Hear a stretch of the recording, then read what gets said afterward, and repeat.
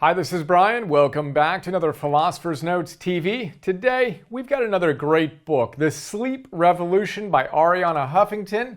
The Sleep Revolution, subtitle, Transforming Your Life One Night at a Time.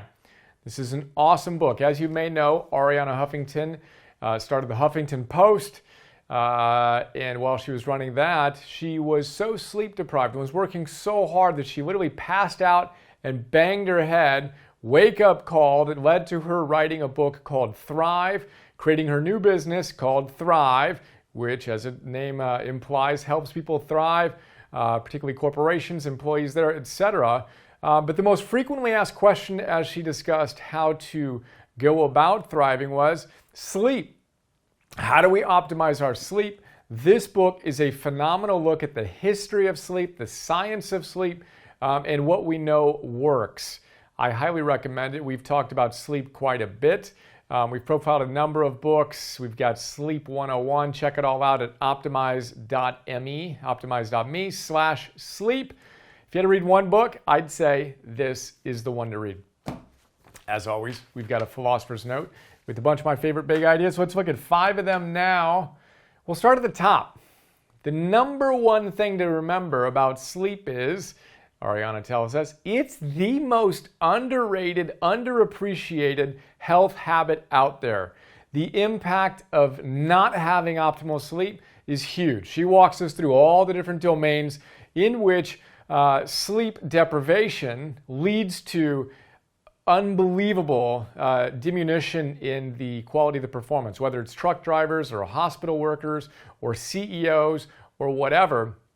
Your performance is going to be diminished if you do not optimize your sleep, period. I talk about this a lot. My number one self-care habit is sleep. When we draw this little, for me, this represents Maslow's hierarchy and us optimizing and expressing the best version of ourselves there at the top. Then this little circle here at the bottom represents our fundamentals: eating, moving, sleeping. Most of us know nutrition is super important, exercise is important, and we know that sleep is important, but we need to move from theory to practice. As Arianna says, we need to move from awareness to action. We've got to make the connection. She makes a very compelling case that sleep is important, but the reality is, you know it's important. You just need to prioritize it above some of the other things you might be doing that are leading to poorer qualities of sleep and are leading to poorer qualities of your performance. The number one question she says she has asked is, okay, well, how much sleep do we need to get? She cites all the research that says a minimum of 7 hours of sleep per night. 7 to 9 hours per sleep is what's recommended. Pop quiz. How much sleep did you get last night, the night before that? What's your average hours of sleep? And how are you performing at those different levels? Check in, pay attention, prioritize. Let's talk about how. First part of the book, again, is history and science of why sleep matters, etc. And then we talk about the practical goodness. Here's the number one tip. Well, I'll ask you, what do you think is the number one tip that Arianna and other sleep experts would advise us to consider engaging or implementing into our life? What would you guys think it would be?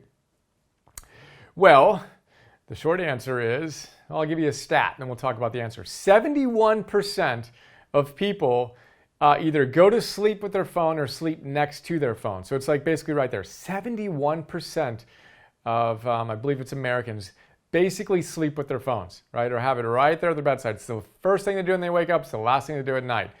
She says the number one thing we can do is to let there be less light in our lives. The number one culprit for that is our smartphones. Of course, there's TVs and computers, etc.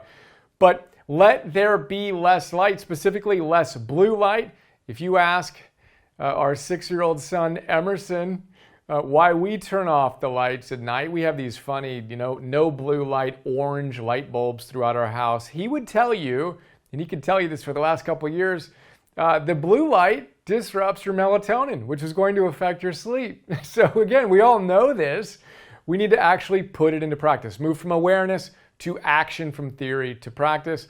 Some other tips that we talk about in Sleep 101 and throughout this series on sleep include, that Arianna talks about as well, First rule, turn off your smartphone at least 30 minutes, she says, before you want to go to bed. A lot of other research says an hour. Push it back, give yourself time, your brain time to settle down, both from the blue light stimulation and also the inputs that rattle around in your brain that science says makes it more difficult for you to, takes you longer to fall into deep sleep, and then you spend less time in deep sleep when you're blowing yourself up with this digital stimulation so late into the night. So there we go. What else we want to talk about here? Oh yeah, temperature. So she gives some other tips. Temperature is one of them. You want to get your temperature right. She recommends, I think, 65 degrees. My current favorite is 66 degrees. But you don't want it to be too hot or too cold. That's going to disrupt your sleep patterns. Exercise, we know it does a ton of good. Well, here's another benefit. It helps you sleep better. Again, nothing new there, but we see all these things stacking up. She also talks about caffeine. Again, caffeine's obviously a stimulant. It has a long half-life. Therefore, the latest you want to consume caffeine is around 2 p.m. And then another stat that she throws out on the benefits of meditation as it relates to sleep is pretty powerful. She says that those trained, I think it was a Stanford study, 6-week course in mindfulness meditation, fell asleep twice as fast as people who did not take that course in mindfulness meditation. So the people who didn't practice meditation, it took them 33 minutes or something like that to fall asleep. Those who meditated, 15 minutes, they were able to fall asleep. Why is that? Obviously, we want to get good at being able to flip the switch off in our brains so we can relax and fall asleep. Meditation is one of the best tools to kind of strengthen it. Again, each rep you take meditating is like hitting the gym for your mind, being able to turn off the worry, the anxiety, the rumination, etc. And what's interesting is you can do the math on it and you get an immediate ROI, right? If you fall asleep 15 minutes faster and you meditated for 15 minutes in the morning, you immediately get an ROI on that. Falling asleep faster, you get the benefits of feeling more grounded and centered throughout the day, and you fall asleep more quickly. Meditation 101 for more on that. Third big idea is from a section, $100 billion return, right, on your sleep investment here. This is from a section on work. So she walks us through different contexts in which we can look at luminaries and exemplars who are actually sleeping well and increasing their performance. The number one case study in the work section, at least for me, was Jeff Bezos. Jeff Bezos is officially the first guy, wealthiest person on the planet these days, the first person worth over $100 billion. Just checked it out real quick, Googled, how much is Jeff Bezos worth? Like 137 or $40 billion or something at this point. $40 billion more or something like that than Bill Gates, right? The guy is the wealthiest person on the planet. Amazon's worth over $1 trillion at this stage as I'm recording this. And you know what? He prioritizes sleep. 8 hours a night is what he says he needs to get. He just doesn't feel the same if he doesn't get 8 hours of sleep. That's his target. And if a guy who's become the wealthiest person on the planet can prioritize that much of his time for sleep, I think we can consider doing the same. Again, wonderful exemplar. She's got a bunch of other business guys that talk about, and women that talk about the benefits of sleep and how it just erodes their performance. At 8 hours of sleep, they perform at a certain level. 7.5 a different level. 7, starting to get a little bit less optimal. 6, 5, they're useless. So you need to check in, do an inventory if you feel so inspired. How do you feel and perform?